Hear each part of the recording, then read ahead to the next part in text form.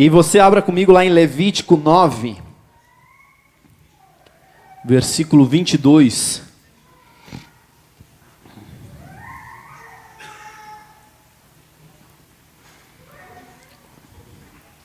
O Fê tá ligeiro.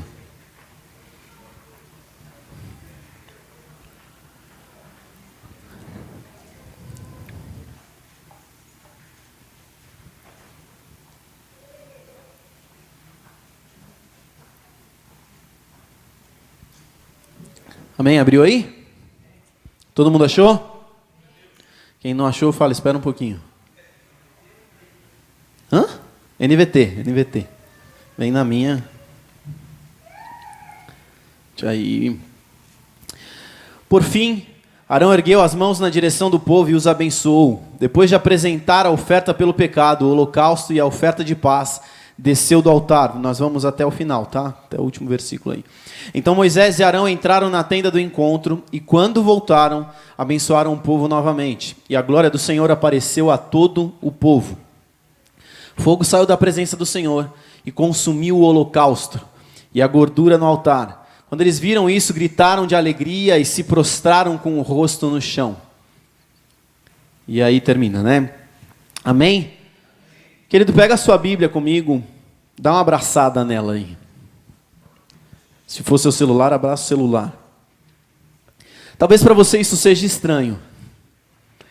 Mas no decorrer da mensagem você vai entender o porquê que eu quis fazer isso também. Amém? Vamos orar. Pai, nós estamos com a sua palavra aqui. Nós lemos ela. Nós queremos nos aprofundar nela, naquilo que o Senhor tem para falar conosco, Pai. Nós abraçamos essa palavra porque nós cremos que ela é aquilo que nós temos de mais parecido contigo nessa terra, Pai. E nós te adoramos, nós te exaltamos, apesar de nós, apesar do homem aqui em cima, Pai, apesar de mim. Atua, move no nosso meio, aponta aquilo que o Senhor quer apontar, nos mostra aquilo que o Senhor nos quer mostrar, Pai. Nos corrige no que precisa ser corrigido, porque a sua palavra também diz que o Senhor corrige a quem ama. Então, quando nós somos amados, nós somos corrigidos, Pai, nós te pedimos, corrija-nos. Em nome de Jesus, nós oramos e declaramos que Tu és santo e digno, Pai, de toda a honra, de toda a glória e de todo louvor nesse lugar. Em nome de Jesus. Amém? Aleluias. Queridos, por que eu pedi para você abraçar a sua Bíblia? Usualmente nós temos o costume de abraçar quem? Você abraça qualquer pessoa? Qualquer um que chegar para você, você abraça? Quem que nós usualmente abraçamos? Aqueles que nós temos o quê? Intimidade, relação. Mas todos aqueles que nós temos relação são íntimos? Não. Mas todos íntimos têm relação. Certo? Tem dúvida? Não? Sim? Talvez? Isso é o que nós temos de mais parecido com Deus. Isso é o que nós temos de mais próximo de Deus nessa terra. Nós podemos encontrar homens, nós podemos nos relacionar com pessoas e falar, puxa, esse cara tem muito de Deus. Mas ainda assim, ele não será próximo, ele não viverá, ele não terá aquilo que a Bíblia tem para as nossas vidas. Um homem nunca substituirá na minha e na sua vida a palavra de Deus. Nós podemos e nós devemos nos relacionar com homens, com pessoas, nós precisamos ter relações. A palavra diz que existem os chamados, os ministérios, e são 5 os ministérios, pastor, mestre, apóstolo, evangelista e profeta. Nós precisamos nos relacionar com homens que atuam em cima desses ofícios. Mas esses ofícios não substituem a palavra de Deus nas nossas vidas. O profeta, como era no Velho Testamento, queridos, já não é mais no Novo Testamento. Quando nós entramos na graça, quando Jesus veio, a história mudou, a forma de relação mudou. A intenção de Deus nunca foi se relacionar com o homem como nós víamos e vivíamos no Velho Testamento. Por que existe, por exemplo, queridos, um homem falando de cima de um púlpito para as pessoas embaixo? Isso é um padrão que foi estabelecido lá em Moisés. Moisés junta o povo, Deus fala, junta a nação e subam um monte, porque eu vou falar com a nação. E o que acontece ali? A nação se reúne e aí Deus é aparecido. Não sei se você sabe disso, mas Deus gosta de se mostrar. E nessa situação, Deus começa a se mostrar, Ele começa a aparecer para os homens ali, e aí começa o quê? Relâmpagos, chuva, um barulheiro, aquele negócio, e o povo fica o quê? Com medo. Aí o povo vira para Moisés e fala: Moisés, fala tu com o Senhor, e depois você fala conosco. E ali se estabeleceu isso. A relação que Deus queria estabelecer já com o povo de Israel naquela época não pôde ser reestabelecida. E aí começa a se criar aquela relação que nós buscamos em homem um Deus, ou nós buscamos a Deus em um homem. Mas o que eu quero te falar essa noite, queridos, nós precisamos restaurar, nós precisamos voltar as nossas vidas para a intimidade com Deus. Isso aqui é o que nós temos de mais próximo de Deus. E essa semana, inclusive, eu postei um negocinho lá no Instagram, porque quem viu aí, saiu aquela notícia do Neymar, tudo aquele enrosco, sei lá o que aconteceu na vida dele, do menino, mas saiu aquele monte de coisa, e eu tenho certeza que você viu o vídeo. Quem viu aquele vídeo de 1 minutinho? Quantas vezes você voltou aquele vídeo para tentar ouvir o que eles estavam falando lá no fundo que você não conseguia ouvir? Eu voltei várias vezes, eu fiz isso também. Mas o que eu quero te dizer, queridos, nós dedicamos um tempo danado para saber da vida dos outros. E aquilo que muda as nossas vidas, a gente não dedica nada. A gente foi atrás de saber quem era o nome da menina. A gente foi atrás de saber qual era o hotel que eles tiveram a promiscuidade, o que eles fizeram, sei lá o que eles fizeram lá. A gente foi atrás de saber um monte de coisa, ou não é verdade? Ele estava bêbado, aquele dia era dia de semana, ele treinou, ele não treinou, era final de semana, era dia de jogo, o que era? Eu não fui atrás disso, mas eu tenho certeza que alguém aqui foi. Para saber alguma coisa.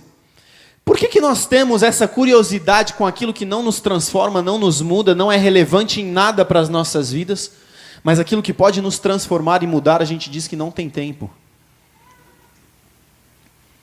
Sabe, eu estava lendo hoje de manhã, eu tinha uma outra mensagem preparada, e Deus tem feito isso comigo com frequência ultimamente, mas eu estava com uma outra mensagem preparada já, e eu fui fazer meu devocional normalmente, e aí quando eu li o texto, isso bateu no meu coração, e eu costumo brincar que Deus começa a mover assim, eu começo a sentir algumas coisas e tal, e isso vem como uma confirmação. E aí eu falei, tá bom, Deus, eu vou pregar sobre isso então, é isso que Ele quer.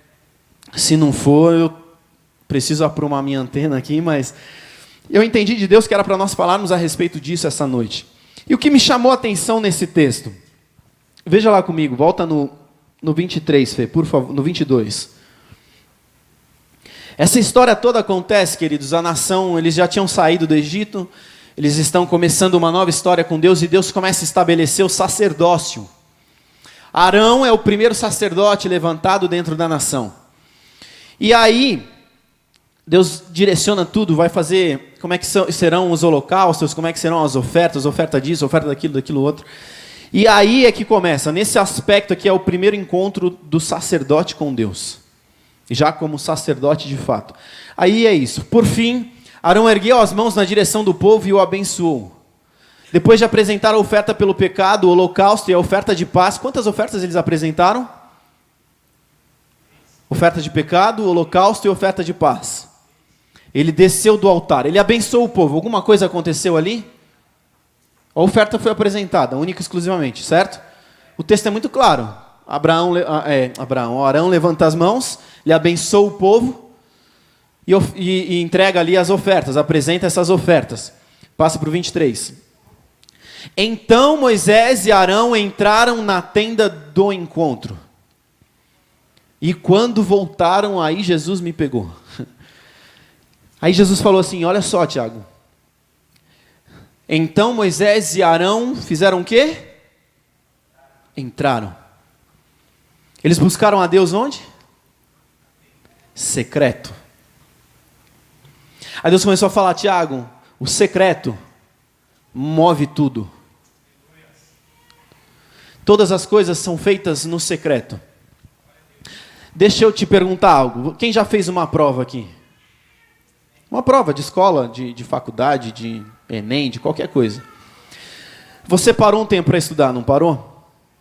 Ou você estudou em público? Você dedica tempo no secreto porque você tem um objetivo. A Rebeca subiu, ela está grávida de novo. Como é que nós geramos esse filho? No secreto. Ninguém me viu fazendo nada com ela em outro lugar, gente. Tudo que nós fazemos, querido, tudo que é prioridade, tudo que é importante para nós, tudo que tem um objetivo nas nossas vidas, nós dedicamos tempo de secreto. E é interessante porque eu nunca tinha parado para pensar nisso. Mas aqui nós estamos nos relacionando, não estamos? Nós estamos tendo um tipo de relacionamento aqui, é ou não é verdade? Agora, semana passada eu até falei um pouquinho sobre isso. Onde é que nós temos tempo de mesa? Em casa. Nós podemos até ter um tempo de mesa como igreja aqui. Mas onde é que isso é feito? Essa semana eu fui na casa de um irmão. A maioria daqui não soube. Talvez um ou outro porque viu lá no Instagram que a gente postou um history da pizza. Mas onde é que foi gerada essa comunhão? Secreto, na mesa. Ninguém está vendo. E o que foi gerado ali? O que gerou aquilo? Gerou mais proximidade, gerou risada, gerou brincadeira. A gente se relacionou um pouco mais. E foi isso que me chamou a atenção nesse texto. E eles pararam e entraram na tenda do encontro. E ali eles foram se relacionar com Deus. Eles foram buscar de Deus alguma coisa. Eles foram apresentar, a palavra não diz o que eles foram orar ali dentro. Perdoa os pecados do povo, sei lá o que eles oraram. Eu imagino que eles tenham orado alguma coisa, porque a oferta que foi feita foi em relação aos pecados. Então eles devem ter falado alguma coisa nesse sentido. Mas como é que nós estamos vivendo as nossas vidas? Você entende que tudo é movido pelo secreto. Esse é um conceito que eu quero deixar muito bem estabelecido. A questão é, o que você faz no secreto? O que você valoriza no seu secreto? Qual é a importância que você dá para o seu secreto? Porque eu já vi histórias, por exemplo, de mulheres, eu tenho 2, 3, 4 filhos, eu não tenho tempo para buscar o Senhor. Essa é uma boa desculpa. Essa não é a verdade. Sabe por quê? Lá em Eclesiastes, se não me engano, 3:10, ele fala, para tudo nessa terra existe um tempo determinado. E para todo tempo nessa terra existe um propósito estabelecido. Amém? Então, se nós pegarmos esse versículo e parafrasearmos ele, nós vamos chegar a uma concepção diferente. A questão como um todo nas nossas vidas é, o que é prioridade para nós? Porque aquilo que nós damos prioridade, nós arranjamos tempo. Eu quero jogar videogame, eu não arrumo tempo para jogar videogame? Aí eu fico 6 horas jogando videogame, mas eu não tenho tempo para fazer um devocional, eu não tenho tempo para parar para falar com Deus, eu não tenho tempo para orar. Aí nós vamos lá, pegamos quem já viu aquelas caixinhas de promessa? Aqueles versículos que tem 300 versículos, você pega todo dia de manhã, você tira uma. Você tem lá todo ano, você compra uma caixinha nova. Tem 366 versículos, promessas para o seu dia. Aí você vai lá e pega lá, cada dia uma promessa diferente. Sabe por que essas promessas não são reais na sua vida? Porque Deus não é uma prioridade para você. Em outras palavras, Deus não é real para você. Porque é interessante, a gente pega lá em Salmos, a gente chega lá e lê, choro pode durar uma noite, mas a alegria vem pela manhã. Quantos creem nisso? Agora, quantos já não choraram uma noite inteira e no dia seguinte continuaram chorando? Por quê? Por que isso era real para Davi? E por que isso não é real para nós? Onde é que está o ponto? Onde é que está a diferença? Qual que é a questão? Sabe, Deus era tão real para Davi, que Natan confronta Davi, e Davi faz o quê? Ele se lança ao chão na hora, não importa quem está olhando. Ele fala para Deus, Deus, pequei contra os céus e contra ti. Aí a gente pega uma frase no Instagram que nos confronta e a gente fala, não, ele não sabe o que eu estou vivendo. Por quê? Deus não é real para nós. A que Deus você tem buscado, querido? Sabe, a palavra fala lá em Malaquias 3, do 9 para frente ali, ela fala a respeito de dinheiro, a respeito de finanças, mas ela aponta algo ali que é muito interessante. Nós certamente adoramos a um Deus. Nós certamente nos relacionamos com um Deus. A questão é, quem é esse Deus? Qual é o Deus que nós adoramos? A palavra diz, você não pode servir a dois senhores. Ou servirá ao dinheiro, ou servirá a... Não, a Deus, né? A dinheiro e a Deus. Mamon é o Deus do dinheiro. Mas o que eu quero te apontar, o que eu quero trazer como esclarecimento, queridos, você vai, em todo momento da sua vida, você vai estar adorando algum Deus. A palavra é muito clara, ou você adora a Deus, ou você adora o Mamon. Ou você é quente, ou você é frio. Ah, eu sou morno, o morno ele vomita. Aonde que nós estamos? Em que aspecto que nós estamos? O que nós estamos vivendo de fato? Aonde que você se enquadra nesse sentido, querido? Porque é interessante nós buscarmos e corrermos atrás de versículos, de passagens. A gente vai no culto, não, eu quero uma palavra do Senhor para a minha vida. A gente faz muito mais isso por religiosidade, para nos convencer de que nós estamos fazendo alguma coisa, do que pela essência daquilo em si. Qual é a essência, qual é a importância do culto? Qual que é? Eu não vou te dar essa resposta. Se você quer saber qual é a importância de um culto, vá atrás, estude. Agora, provavelmente, se você não sabe qual é a importância, qual é a necessidade, por que Deus estabeleceu o culto, você provavelmente não sabe o que está fazendo nesse lugar. Você deve estar querendo se convencer, ainda que inconsciente, de que eu estou fazendo, Deus. Eu estou indo aos domingos. Eu estou te buscando. Mas você está, de fato, buscando ao Senhor? Porque nós queremos as promessas de Deus. Mas, por vezes, nós não queremos o Deus das promessas. Você entende que nós corremos, por exemplo, eu já falei aqui, outras vezes ministrando, falei a respeito de ofertas que eu já dei. Ofertas não financeiras, mas ofertas eu já dei tênis, já dei camisa, já dei roupa, já dei algumas coisas que eu tive, algumas por orientação de Deus. E foi interessante que algumas pessoas vieram falar comigo, pô, quando você for ofertar alguma coisa, se lembra de mim. Falei, filho, vai orar. Porque se Deus me tocar para te dar, eu te dou. Agora, o que você quer? Você quer Deus? Ou você quer as coisas que Deus pode te dar? Está fazendo sentido, queridos, o que eu estou falando? Porque assim, é interessante também, muitas vezes a gente ora, Deus, eu quero isso, eu quero aquilo outro, sabe?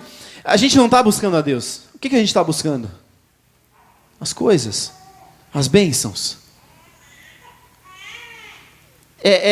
De alguma forma isso me entristece muito, porque a gente passa a buscar as bonanças do que o Senhor pode nos oferecer, nos dar.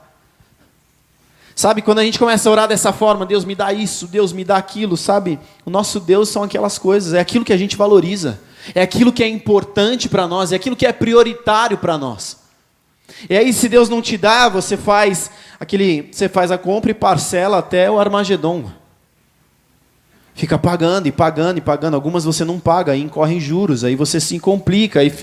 Para quê? Sabe, eu ouvi, acho que isso do Luiz Hermínio.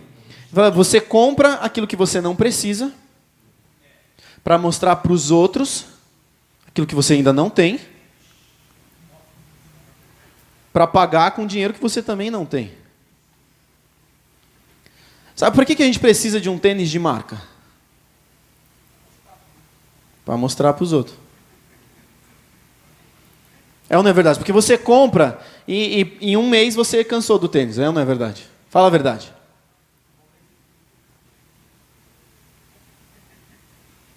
Quantos casacos, quantas roupas, quantas camisas a gente já não comprou, a gente usa, a gente compra naquele mês, a gente usa 32 vezes. Nem lava. Às vezes lava, põe para secar já no mesmo dia, para já usar no dia seguinte. Para quê? Aí chega no final do mês, já enjoei dessa camisa, não quero mais usar. Aí você deixa ela de canto lá uns 3 anos. Você engorda, ela não serve mais, mas você não se desfaz dela. Por quê? A ilusão de que um dia você vai voltar a emagrecer. Eu já fui magro, queridos, eu sei o que é isso.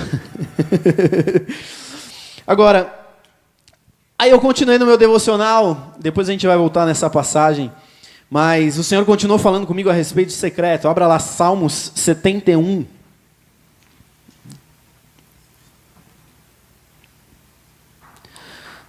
O versículo 1, 2 e 3.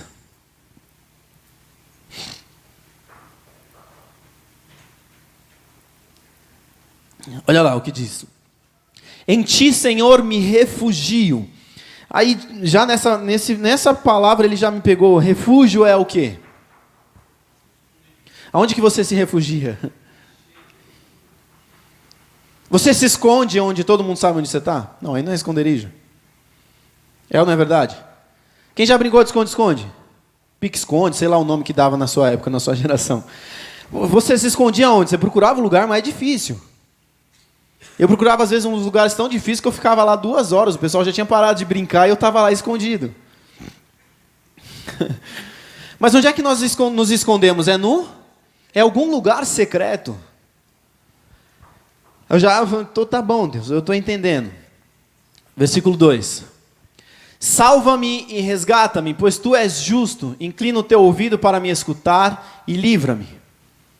Sê minha rocha de refúgio, de novo, onde sempre posso me esconder. Aí a gente canta, tem aquela musiquinha do Alessandro também, né? Esconda-me em ti, mas você não vai para o secreto. Você fica o dia inteiro no carro, tal, você, sei lá, está na rua com o celular, com o fone, escuta a música, esconda-me em ti, mas você não vai para o secreto. Como é que você quer ser escondido em Deus se você não está de fato em Deus? Faz sentido, queridos? É a mesma coisa, o Luca, meu sobrinho, ele é filho da Rebeca e do Pedro. Adianta ele chegar para mim, pai, ô tio, me esconde. Eu posso brincar com ele algum tempinho. Mas em algum momento eu tenho meus filhos para cuidar. Toque, o filho é teu. Você entende por quê? Ele está em quem? Ele está nos pais dele. A dependência dele é dos pais dele. Ele depende, toda a sua vida hoje depende de quem? Dos pais dele. Se os pais dele deixarem ele largado, o que vai acontecer? Vai chorar, berrar, alguém vai ouvir, chamar o conselho tutelar, talvez. Você está entendendo onde eu quero chegar? Nós precisamos nos refugiar em Deus, queridos. Se nós não caminhamos dessa forma, se nós não entrarmos em Deus, se nós não voltarmos para o secreto, não adianta. Ei, esquece o Ney, esquece o Neymar. Se volta para o rei. Se volta para aquele que sabe o que fazer contigo. Porque a gente pede por socorro, a gente pede, me ajuda, me auxilia. E é interessante que às vezes a gente até ora. Às vezes a gente entra assim, 5 minutinhos, parece narração de futebol via rádio. Gol, em nome de Jesus, amém. Você vira as costas e sai. Que horas que Deus fala? Sabe, existe um conceito interessante para os judeus, que a gente vê, é muito claro isso, por exemplo, quando você olha lá aquelas imagens, filmagens do Muro das Lamentações. Eu já estive lá pessoalmente, e os judeus eles têm esse conceito, o tempo que eles usam falando, eles ficam também para ouvir de Deus. Então, eles passam lá meia hora no Muro das Lamentações, falando, declarando, orando, pedindo, clamando. E eles passam 30 minutos também, da mesma forma, só que em silêncio, esperando ouvir de Deus. O quanto você tem parado para ouvir de Deus? Eu me relaciono, eu amo ao Senhor. Mas você escuta, você para ouvir o Senhor?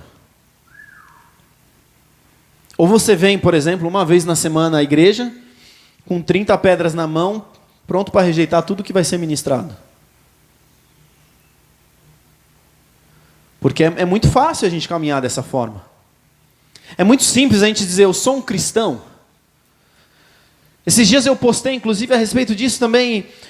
No Brasil nós temos quase 60 milhões de cristãos, mais da metade da nação. E o interessante é que a nação não mudou em nada.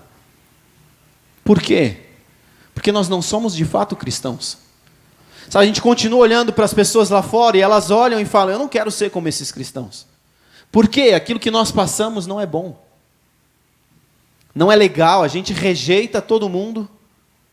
Ah, é bêbado. Ah, é drogado. Ah, é viciado. Não é nada, eu só não fui com a cara dele. Sabe o que a gente transmite como cristão? Que filho de Deus somos nós, somos eu e você. As pessoas que olham para a gente lá fora, talvez elas não vão ler Mateus, Marcos, Lucas e João, mas elas vão ler o Tiago, elas vão ler o seu Oliveira, elas vão ler a Bianca. Que cristão você tem sido? O que você tem passado? E eu me lembro agora até de uma história, queridos, um missionário, ele estava certa vez tentando evangelizar algumas comunidades ribeirinhas. E ele passou anos ali se relacionando e ele não usou uma página de Bíblia.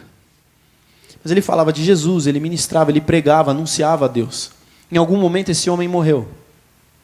Um tempo depois, algumas pessoas entraram ali para de forma mais clara, com a Bíblia, com um monte de coisa, anunciar a Cristo. E aí quanto mais as pessoas falavam, não, porque Cristo isso, Cristo aquilo, eles falavam, nós conhecemos esse Cristo. Ele viveu entre nós. Em algum momento, aqueles outros missionários que chegaram ali, eles começaram, mas como assim? Como assim ele viveu entre vocês?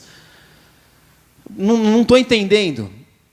Até que esses indígenas falaram, não, ele viveu aqui, teve um homem que veio para cá, um homem branco, viveu com a gente por 30 anos aqui.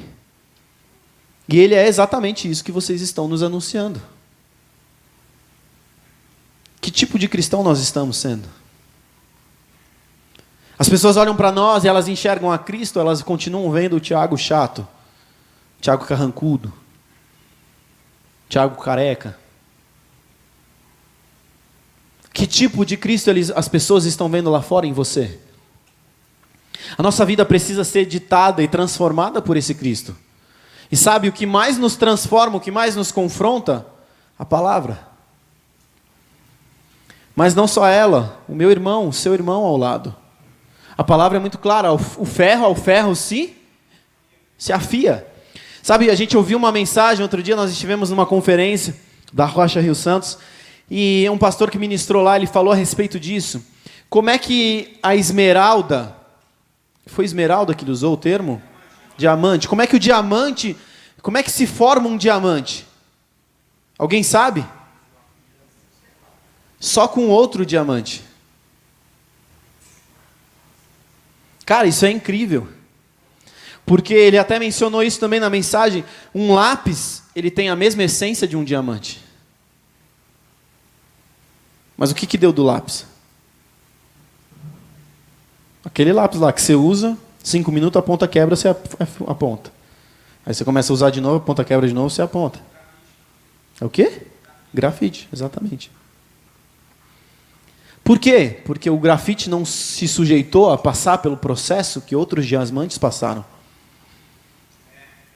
Sabe, e olhando para isso, eu iria além, queridos. Adianta eu pegar um grafite com outro grafite? Vai dar diamante? Não. Um diamante com um grafite dá um diamante.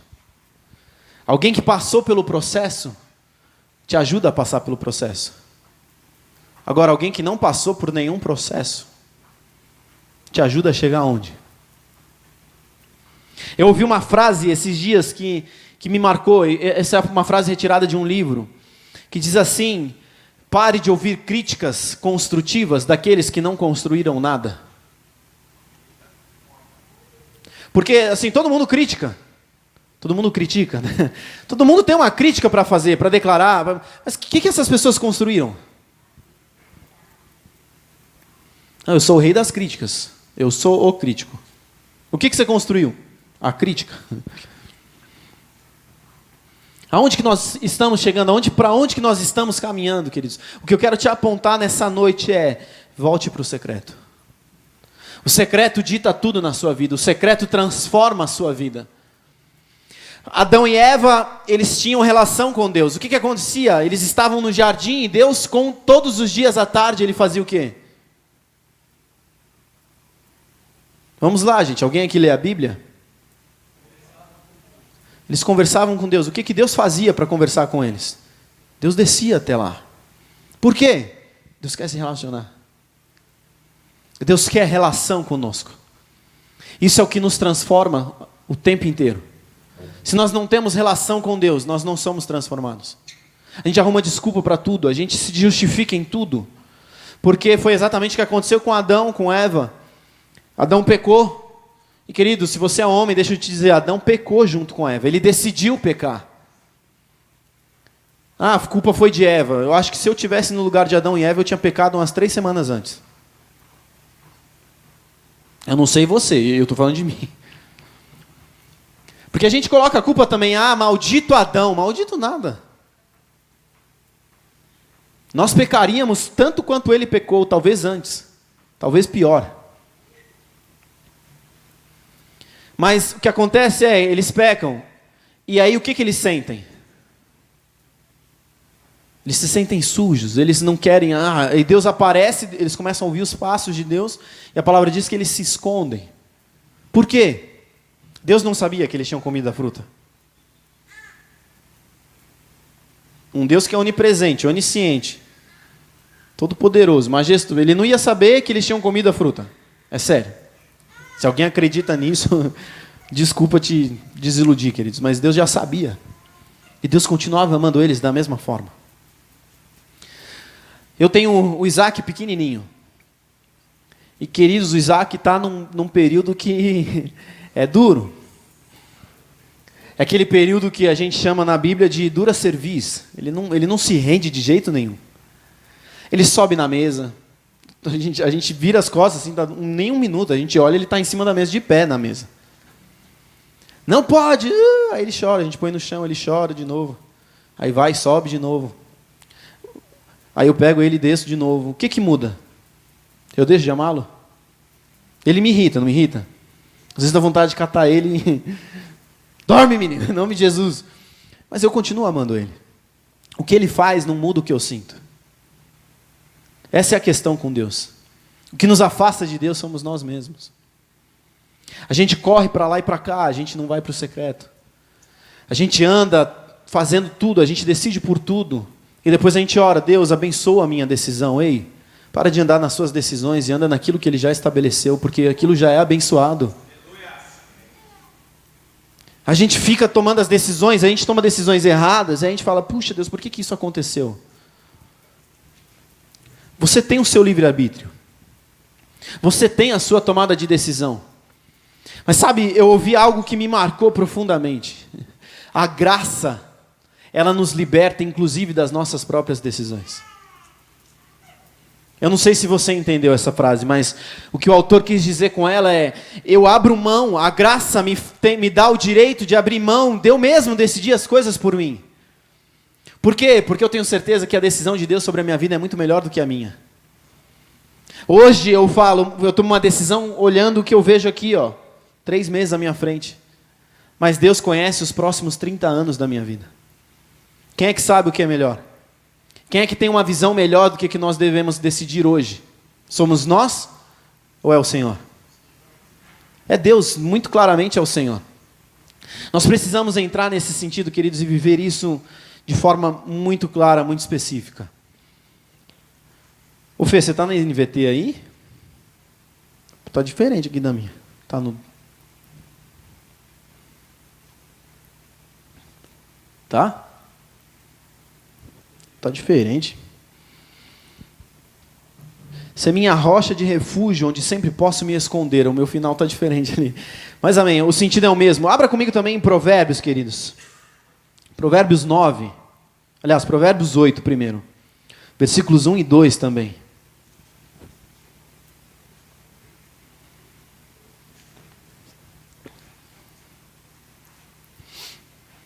Olha lá. Escutem, pois, a sabedoria. Chamai, ouçam, porque o entendimento levanta a voz. No alto dos montes, junto do caminho, a sabedoria se coloca nas encruzilhadas. O que está escrito? Você está vendo aqui o texto? Nas encruzilhadas. O que é uma encruzilhada, queridos? Na Umbanda lá é o trabalho que eles fazem lá, mas não é disso que eu estou falando. O que é uma encruzilhada? É o quê? É uma junção de ruas. Olha só, eu fui no dicionário atrás disso. Estar numa encruzilhada é não saber o que fazer ou que decisão tomar. É o lugar onde se encontram ou se cruzam duas ruas ou mais. São estradas ou caminhos diferentes, é um cruzamento. A encruzilhada sobre as nossas vidas, puxa, eu estou numa encruzilhada, eu estou numa sinuca de bico, ela significa que é um dilema que torna difícil tomar uma decisão. Ou é um tempo de apuro. Agora, o que me aponta para isso, queridos? Quando nós estamos no meio de uma tomada de decisão, aonde que a gente toma essa decisão? Com Deus ou sem Deus, no secreto. Você chega na sua casa, você larga as suas coisas, você para pensar, para analisar, você está o quê? Sozinho. A gente vai para o secreto, o que eu quero te mostrar, queridos, é que o tempo inteiro nós estamos no secreto. Nós estamos no secreto fazendo muitas vezes aquilo que não é lícito, aquilo que não é bom, aquilo que não é digno de Deus. Nós estamos no secreto, como eu disse, eu e minha esposa no secreto geramos filhos.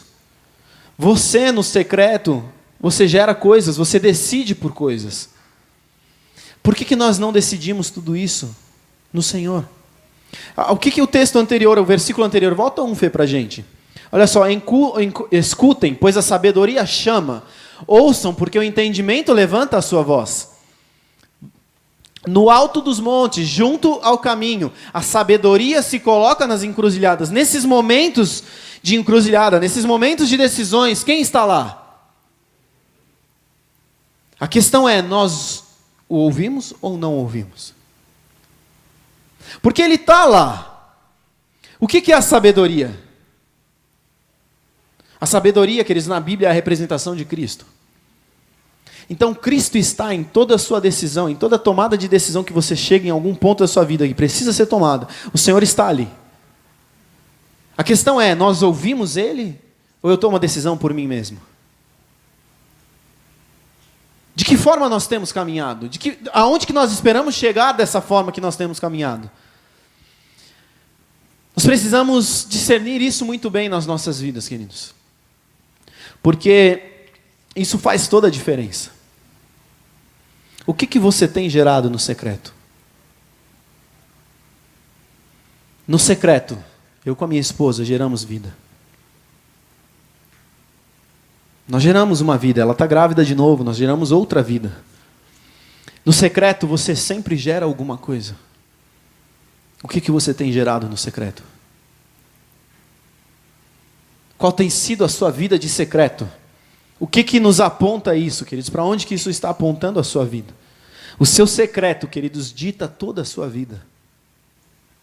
Porque se nós vivermos uma vida com Deus de fato, em secreto, nós vamos viver a realidade do que a palavra diz, do que o salmista diz. O choro pode durar uma noite, mas a alegria vem pela manhã. Por quê? Porque Deus é real na minha vida. Porque é dele que eu escuto, porque é dele que eu recebo.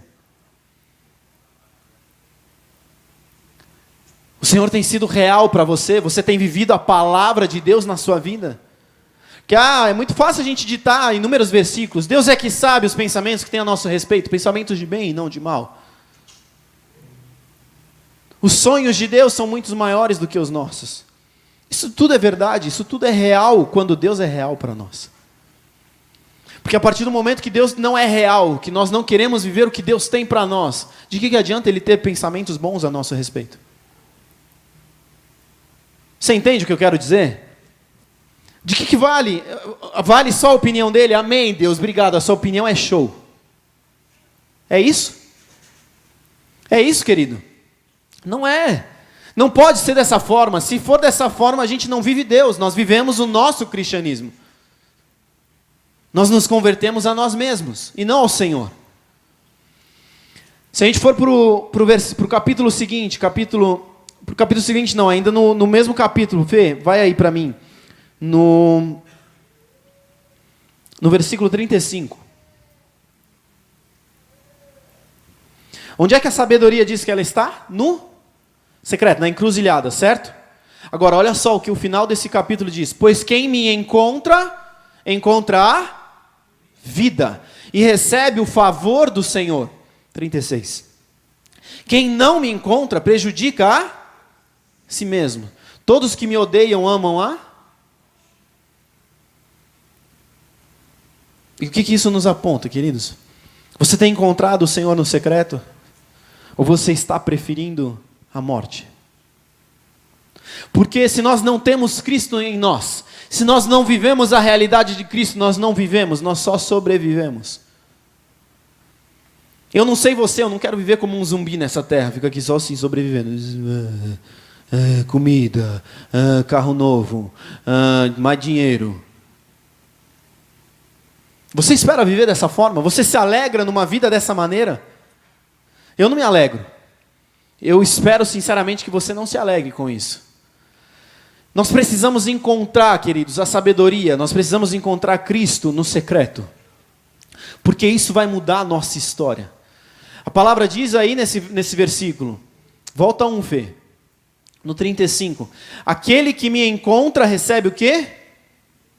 Vida e o favor do Senhor. O que é ter o favor do Senhor?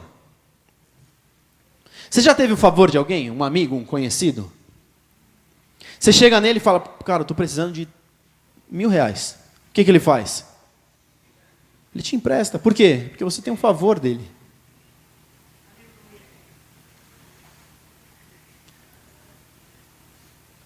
Nós temos o favor do Senhor. Porque é isso que diz a palavra, é muito clara, queridos. Se nós estamos inseridos em Deus, nós vivemos aquilo que Ele quer para as nossas vidas e Ele tem o melhor para nós. Agora, se nós não vivemos o melhor, então tem alguma coisa errada. Sabe, a gente fala, não, o Senhor me ama. Mas aí a gente vai lá e fala, pô, mas Deus disciplina quem ama. Mas você não aceita uma disciplina do Senhor. Eu não estou falando de homens, eu estou falando do Senhor. O Senhor intervém na sua vida, Ele toca na sua vida. Se a gente olhar para a história de Jó, Jó tinha alguma coisa para ser corrigido? Era um homem íntegro, que amava ao Senhor. E o que Jó faz? Ele chega diante de Deus e questiona Deus em algum momento, até porque Deus chega lá na frente e fala para ele, ei, quem você pensa que é, cara? Você estava comigo quando a areia foi criada, quando o firmamento foi feito, quando as águas foram separadas? Até aí tudo bem, mas em nenhum momento nós vimos Jó questionando Deus no sentido de apontar, ei, você é um Deus injusto, você é um Deus que não vale, você é um... A mulher dele sim. Amaldiçoa esse seu Deus e morre. Essa não era uma mulher virtuosa, queridos. Aonde que nós estamos caminhando? De que forma que nós estamos caminhando? Porque se nós estivermos caminhando, se nós formos homens íntegros, nós viveremos uma vida talvez parecida com a de Jó. Nos momentos de aflição, de dureza, a gente vai estar lá, cara, Deus é bom. Deus é misericordioso. Deus é gracioso. O Senhor tem o melhor para as nossas vidas. Ele continua sendo Deus. Talvez eu esteja vivendo isso por causa de uma má decisão minha. Deus não foi quem fez isso na minha vida. Agora, a gente não vive isso, aí a gente vive ali na esquina, o pneu fura, a gente fala, ê Deus, te contar, hein?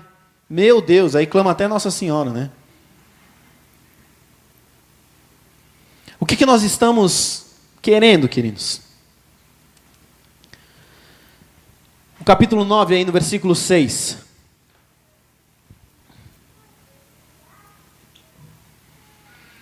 Eu pensei até em ler... não, vamos ler, vai, volta no 8, Fê.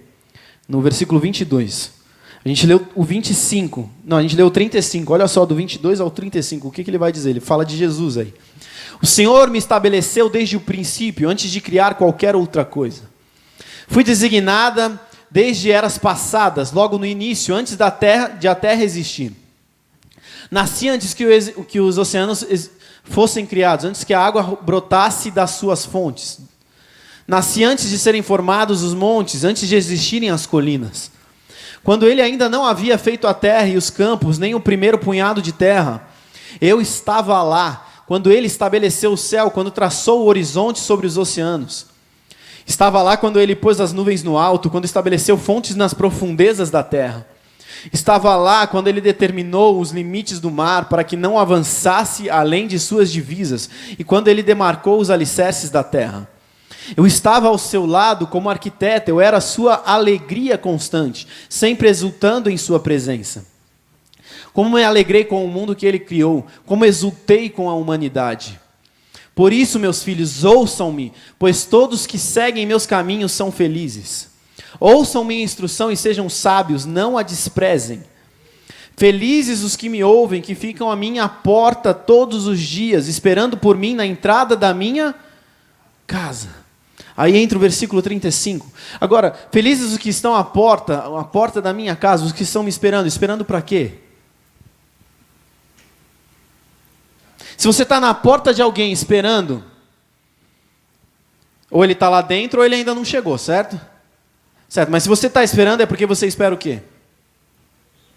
É só ver ele chegar? Ele chegou, você cumprimenta aí, beleza? Tchau. É isso? Não, você está esperando por quê? Você quer entrar. Entrar para quê? Para se sentar, para conversar, para ter tempo. Secreto. Secreto é o que nos move, queridos. Nós temos tempo para tudo. Eu falei lá no começo que mulheres já deram essa desculpa, né? Eu tenho muitos filhos, eu não tenho tempo. Eu ouvi de uma mulher, queridos, ela teve 3 filhos. E ela falou que do 0 ano do primeiro filho até, acho que mais ou menos o 7º ou 8º ano do terceiro filho, ou do segundo que ela teve, eu não me lembro exatamente quantos filhos ela teve. Ela fazia o devocional, ela tinha o seu tempo com Deus, sabe quando? Junto com as crianças estavam brincando na sala, ela estava tendo o tempo dela com Deus. A questão é prioridades. Sabe por quê? Ela se deitava no chão às vezes e chorava.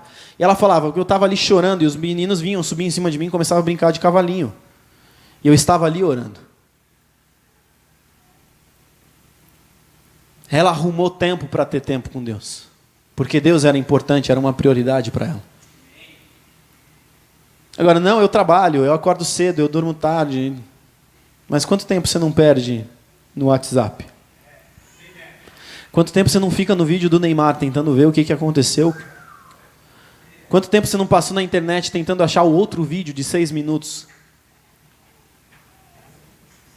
Sabe, a gente perde um tempo danado com isso. A gente não prioriza o que é prioritário, e depois a gente fica, não, porque Deus não fez, porque Deus não me ajudou, porque Deus não me auxiliou. Foi Deus de fato que não te auxiliou?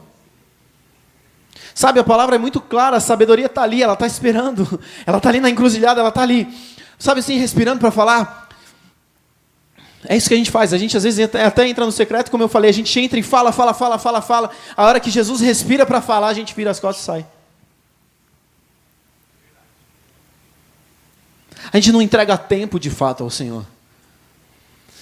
A gente faz isso muito mais por um ritual. Fala, eu fiz, eu estou te buscando, Deus. Sabe, se você quer buscar o Senhor, queridos, você abre mão de acordar às 7. Eu trabalho do lado de casa, eu começo a trabalhar às 8. Então eu acordo às 7, 7h20 eu levanto, eu fico 20 minutos no celular. Aí às 7h20 eu levanto, tomo um banho, tomo um leite e saio. Agora, se você ama a Deus, querido, você programa o seu celular para despertar às 6. Aí você levanta, a primeira coisa que você faz é desligar o despertador para ele não ficar gritando na sua orelha. Mas você não pega o celular para entrar no Instagram, no WhatsApp, nada disso. Você pega a sua Bíblia e fala, Deus, eu e você. Você e eu. Fala comigo. Eu te quero, eu te almejo, eu te anseio. Tudo bem, você não é da manhã. Eu sou uma pessoa que se eu fosse preferir, eu preferiria fazer à noite, queridos. Mas eu, por um princípio meu, eu prefiro fazer de manhã porque eu quero entregar a primícia do meu dia também ao Senhor. Mas tudo bem, você não quer fazer de manhã? Faça à noite. Mas não faz deitado. Porque deixa eu te dizer uma coisa, eu já ouvi essa frase e eu amo essa frase também. Algumas pessoas já falaram isso, poxa, eu não faço à noite porque usualmente eu estou orando e acabo dormindo, pegando no sono. Deixa eu te perguntar, qual é o pai que fica bravo porque o seu filho dormiu no seu colo? Não deixe de orar por causa disso, mas também não fica orando deitado, debaixo das cobertas com o aquecedor ligado no quarto. É um ambiente bem propício para você dormir. Entendeu? Fica no frio, claro que não sem roupa, mas põe uma calça, põe uma meia, mas fica no frio, fica de alguma forma desconfortável para você não pegar no sono. E fala, Deus, eu não tenho condição aqui de fazer 2 horas de devocional, mas eu quero te dar uma meia hora pelo menos, eu quero ter relação contigo. Sabe que tipo de vida você espera gerar no seu secreto? Porque a gente também busca o Senhor, eu busco só o Senhor em público. Eu falei isso semana passada. Isso é a pior das escolhas. Sabe por quê? A intimidade pública, vamos falar muito claramente, o sexo de forma pública é o quê? Pornografia. Agora, eu vou além. Se você faz sexo de forma pública, buscando alguma coisa que o Senhor pode te dar, você está buscando um pagamento para ter relacionamento, então isso é o quê? Prostituição, é pior ainda. Que tipo de relacionamento nós estamos gerando com Deus, queridos? Não adianta, a gente podia estar com essa igreja cheia aqui, 1 milhão de pessoas, pregando aquelas mensagens que enchem a igreja. Não que toda igreja cheia prega só esse tipo de coisa, queridos. Não é isso que eu estou falando. Mas eu prefiro pregar a verdade, algo que nos confronte, algo que nos tire da zona de conforto, para você viver de fato uma vida transformada, do que ficar fazendo palhaçada. Eu não estou aqui para entreter ninguém. Não que o entretenimento também seja ruim, amém? O entretenimento é bom, mas se isso te leva para Deus. Eu coloquei o texto aqui que eu tinha mencionado, mas eu não vou nem ler. O texto que eu falei da situação do Neymar. Agora, olha só, abra comigo aí, de novo, Provérbios 9, o versículo 10.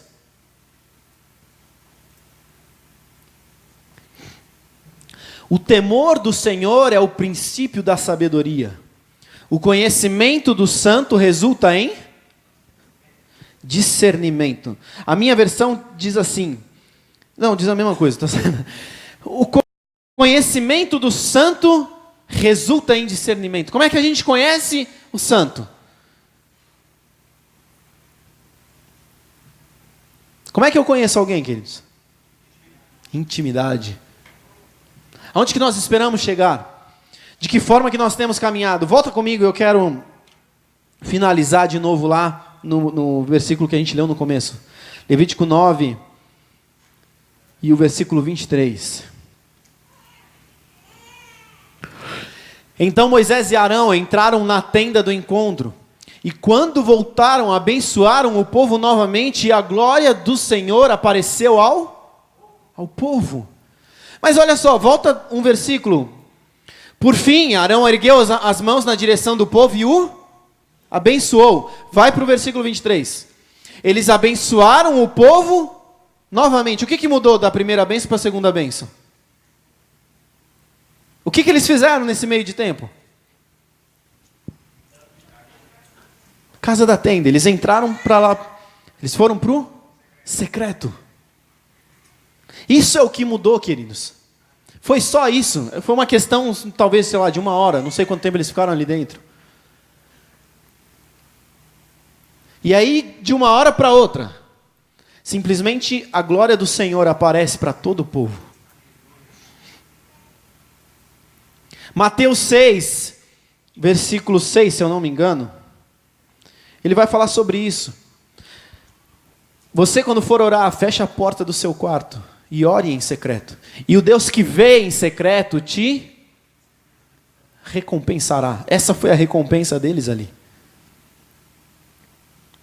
Agora, Deus é um Deus que quer nos recompensar. A única coisa que Ele pede é, entra no seu quarto, fecha a sua porta e ore em secreto. Mas a gente não quer orar, a gente quer só a recompensa. Aonde que nós estamos caminhando? Para onde que nós estamos caminhando, queridos? Sabe, se dinheiro fosse a solução de tudo, nós trabalhamos à torto e à direito, buscando dinheiro, buscando recursos, porque nós entendemos que o dinheiro resolve problemas. Se dinheiro resolvesse problemas, Deus não tinha mandado Jesus, Deus tinha mandado dinheiro. Existem pessoas que vivem com tão pouco e elas são muito mais resolvidas do que tantos que vivem com tanto. A questão não é o quanto você ganha. A questão não é o quanto chega à sua mão. A questão não é o quanto você tem. Eu não estou dizendo com isso, queridos, que Deus quer que nós sejamos pobres. Miseráveis de marré, marré. Não é isso. A palavra também é muito clara quanto a isso. Deus tem anseio em nos prosperar. Mas prosperidade, queridos, é diferente daquilo que nós entendemos. Prosperidade não é ter muito ou ter tudo. Prosperidade é não ter falta de nada. Eu quero chamar o pessoal do louvor já para subir. E para nós finalizarmos, queridos, de fato, o Senhor é um Deus de relacionamento. Ele quer te abençoar, Ele quer te prosperar, Ele quer te fazer uma pessoa melhor, mas antes de te abençoar, antes de te dar recursos, de te dar provisão, existem coisas que Ele quer tratar na sua vida. A questão é, você está dando espaço para Ele te tratar? Você tem dado liberdade para que o Senhor atue na sua vida?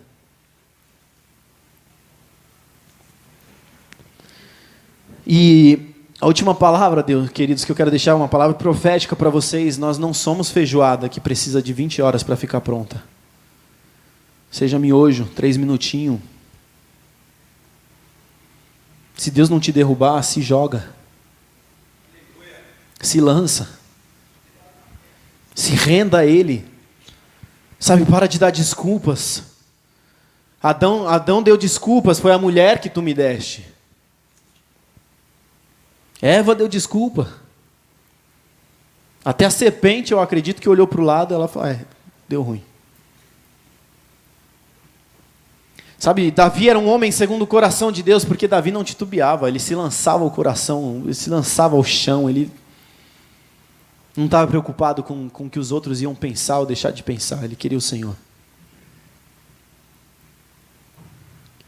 Eu quero te convidar a ficar de pé, para nós orarmos, e de fato que você entenda e compreenda que o secreto é o que move tudo, queridos.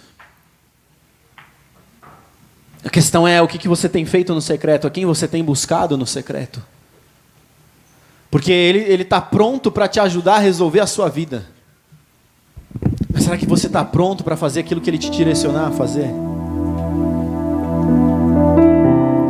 Minha vida não está tão bem, a minha vida não está tão boa. Essa culpa não é de Deus. Porque eu perdi isso, eu perdi aquilo.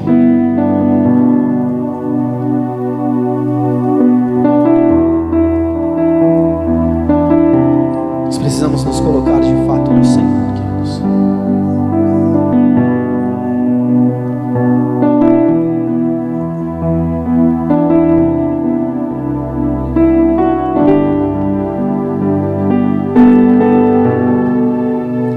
Enquanto nós cantamos essa canção, você no seu lugar, fale com Deus. E eu quero te desafiar, quer dizer, não é falar com Deus aqui agora só, mas você chegar na sua casa e de fato tomar uma decisão de mudar a sua história, de mudar a sua vida, de reconhecer, Deus, eu preciso voltar para esse lugar.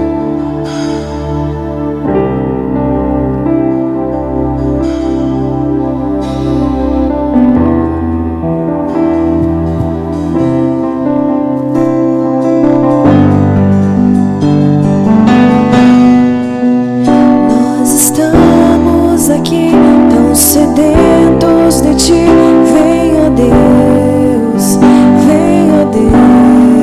enche este lugar.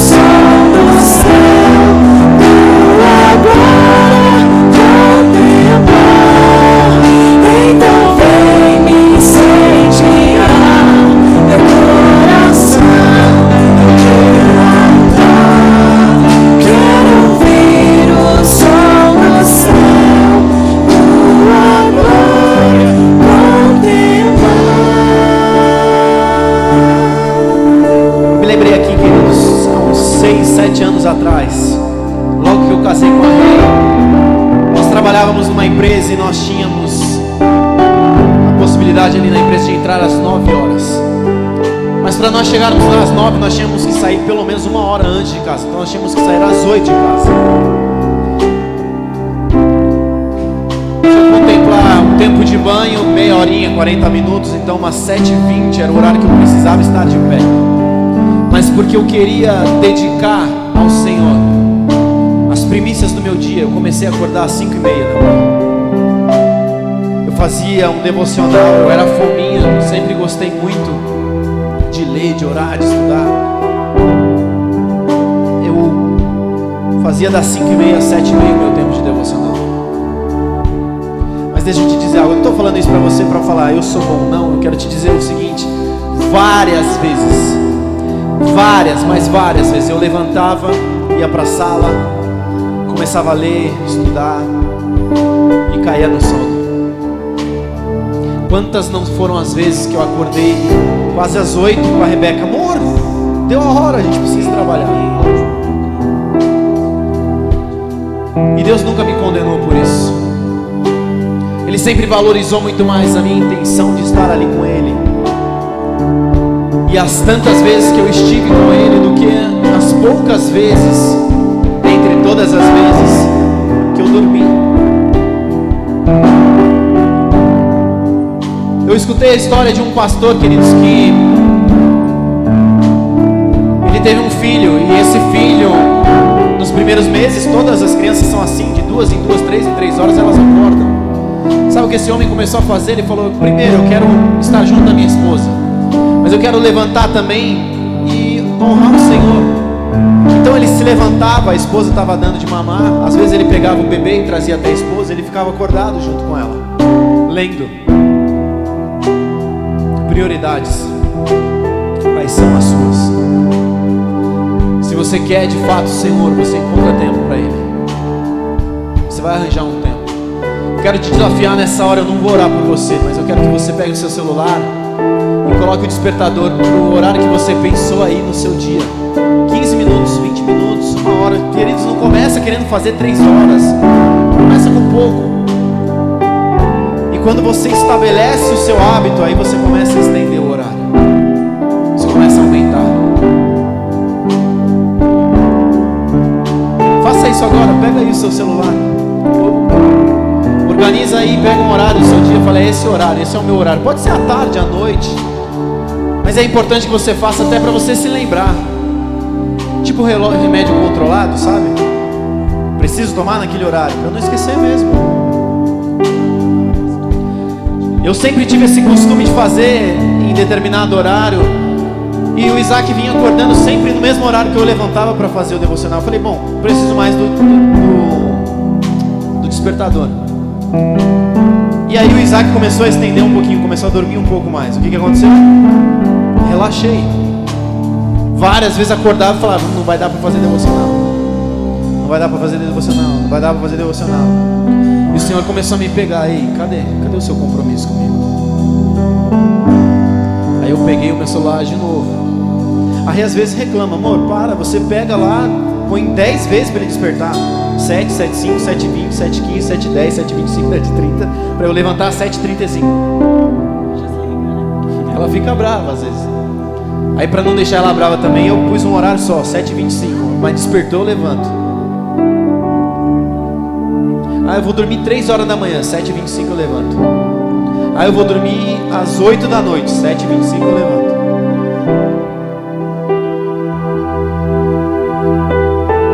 Por quê? Porque para mim o Senhor é uma prioridade. Não adianta eu me levantar, querido, sair para trabalhar e fazer tudo no meu dia e o Senhor não fazer parte da minha vida. Eu prefiro passar os meus dias com uma olheira funda, porque eu estive no secreto com Deus e fui transformado. E aqueles que me conhecem há muito tempo sabem, algumas pessoas viram com frequência para mim e falam: cara, Tiago, você não é o mesmo Tiago de 6, 5, 4 anos atrás. E glórias a Deus por isso, não tem a ver comigo. Mas por quê? Porque o Senhor passou a ser uma prioridade para mim. Que Ele seja uma prioridade na sua vida, em nome de Jesus. Volta para o secreto define a sua vida, define os seus dias. E só Ele pode mudar a sua história, queridos. Esquece o Neymar. Esquece a Copa América. Esquece o futebol. Esquece o Corinthians. E eu gosto do Corinthians, eu acompanho bastante. Mas sabe, deixa eu te fazer um desafio. O que é mais importante, o Senhor ou o Corinthians? Faça um jejum. Começa nos dias de jogo do Corinthians, no horário do jogo, eu vou orar. E eu vou deixar o celular tocando música, para eu não ficar na tentação de pegar o celular para ver quanto está o jogo enquanto eu oro. Sabe? Começa a mostrar para Deus: Deus, eu te amo, eu te quero, eu te almejo. Você vai ver tantas coisas mudando na sua vida, tantas coisas sendo transformadas em ti. Amém? Que Deus te abençoe. Nós temos a cantina ali, está aberta. Tenha uma excelente semana. Que Deus te abençoe em nome de Jesus. Amém. Irmão, só um minutinho só. Estava lá na salinha agora com as crianças. E quando nós levamos as crianças lá pra cima, não é pra elas ficar... Não, leva as crianças pra não ficar fazendo bagunça. Não é, porque a gente passa aquilo que tem na palavra de Deus pra ela. E como nós aprendemos com elas também. E hoje eu estava contando a historinha pra eles da viúva da cidade de Naim, que o filho dela morre e Jesus chega na cidade. E enquanto eu estava contando a história, a GG: tio, estou com muita dor na barriga. E o olho dela encheu de lágrima. Aí eu olhei pra ela e falei assim: filha, então vou te levar pro seu pai. Você tá doendo muito? Ela tá doendo muito, tio. Falei: então vou levar você pro seu pai. Você quer descer? Ela: quero descer. Aí o Lucas, da Pri e do Joe, falou assim: tio, Jesus fez o menino ressuscitar, vamos orar por ela. Falei: eita Deus. Através deles nós aprendemos muito. E eu falei: Jesus, obrigado Espírito Santo. Quando a gente... Deus não dá direcionamento, Deus usa uma criança. E ali nós... Chamei os 5 que estavam na aula, estendemos as mãos e oramos pela vida da Giovana. E agora eu desci, eu falei: GG, como que você tá? Ela falou: tio, eu não tô sentindo dor nenhuma. Para a honra e glória do Senhor, ensina o caminho que a criança deve andar. Ensine o caminho. Isso não é para levantar o nome de homens, não, é para levantar o nome do Senhor. Amém? Uma salva de palmas para o Senhor. Boa semana para vocês.